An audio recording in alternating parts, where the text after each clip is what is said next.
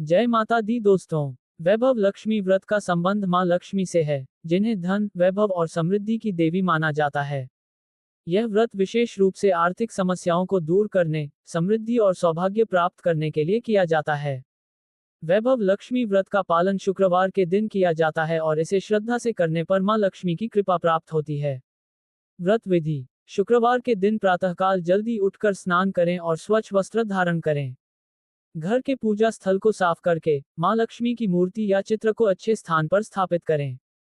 पूजा की सामग्री में आपको मां लक्ष्मी की प्रतिमा या चित्र, जल या गंगाजल, रोली, अक्षत, कुमकुम, फल, मिठाई, खीर, नारियल, घी का दीपक, धूप, अगरबत्ती, सफेद और लाल वस्त्र, फूलों की माला, विशेषकर कमल का फूल रख लेना है। पूजन विधि: जल और गंगाजल से शुद्धिकरण: लक्ष्मी जी की मूर्ति को पंचामृत, दूध, दही, घी, शहद और शक्कर से स्नान कराएं, फिर जल से धोकर शुद्ध करें। वस्त्र और श्रृंगार: मां लक्ष्मी को नए वस्त्र अर्पित करें और चूड़ी, बिंदी, कुमकुम आदि से उनका श्रृंगार करें।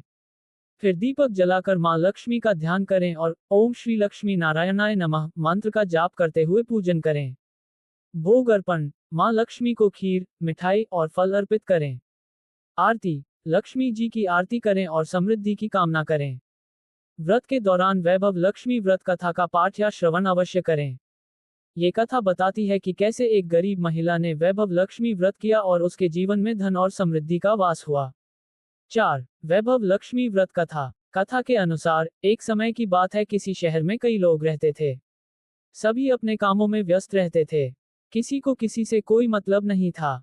भजन कीर्तन, भक्ति भाव, दया माया, परोपकार जैसे संस्कारों का अभाव हो चुका था। शहर में बुराइयां बढ़ गई थीं।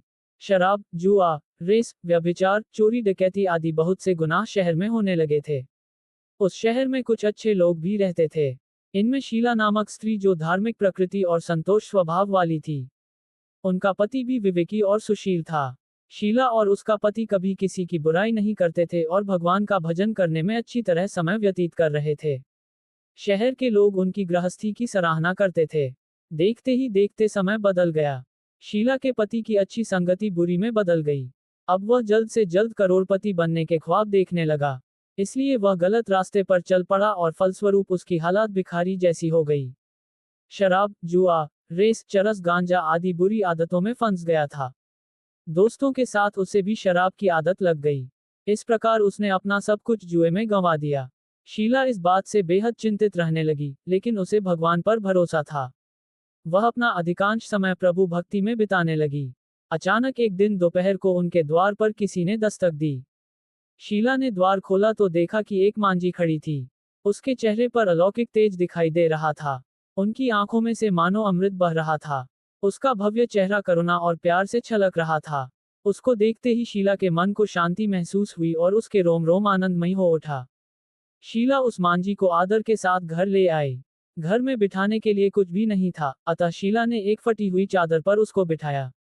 मांझी बोली, क्यों शीला, मुझे पहचाना नहीं? हर शुक्रवार को लक्ष्मी जी के मंदिर में भजन कीर्तन के समय मैं भी वहां आती हूँ। इसके बावजूद शीला कुछ समझ नहीं पा रही थी। फिर मांझी बोली, तुम बहुत दिनों से मंदिर नहीं आई, इसलिए मैं तुम्हें देखने चली आई। मांझी के प्रेम भरे शब्दों से शीला का हृदय पिघल गया।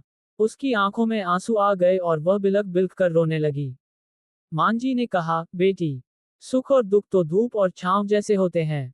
धैर्य रखो बेटी, मुझे तेरी सारी परेशानी बता। मांझी के व्यवहार से शीला को राहत मिला और सुख की आस में उसने मांझी को अपनी सारी कहानी कह सुनाई।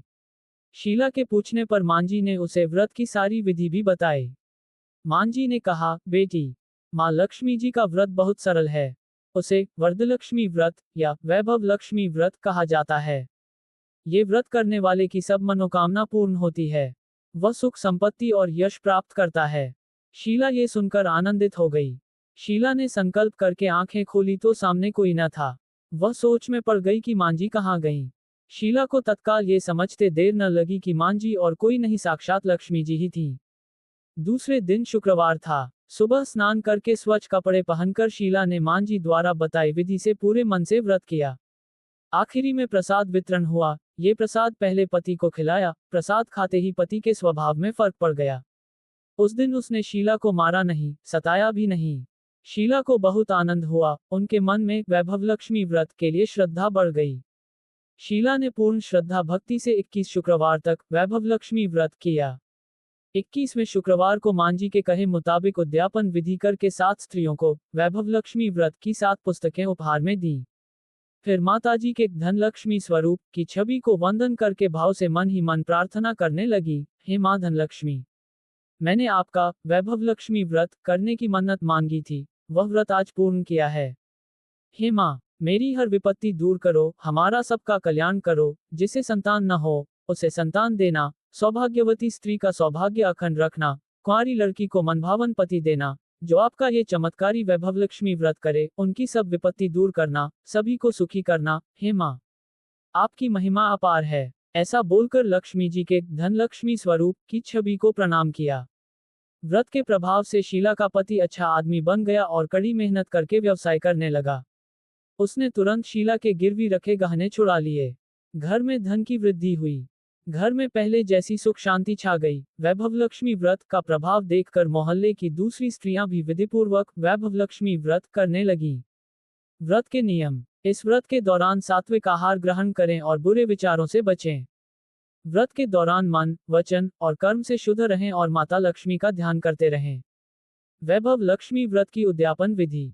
उपासक को 9वें, 11वें और 21वें शुक्रवार को उद्यापन विधि करनी चाहिए। उद्दीपन के दिन हर बार की तरह नहा धोकर पूजा पाठ आरती चालीसा आदि करके दिन भर व्रत रखना चाहिए। फिर शाम को 7 या 9 कन्याओं या सुहागन स्त्रियों को खीर पूरी का भोजन कराएं। सबको वैभव लक्ष्मी व्रत की पुस्तक, दक्षिणा व केले का प्रसाद देकर विदा करें। अंत में खुद भोजन करें। व्रत के लाभ। मां लक्ष्मी की कृपा से घर में धन, संपत्ति और वैभव की वृद्धि होती है।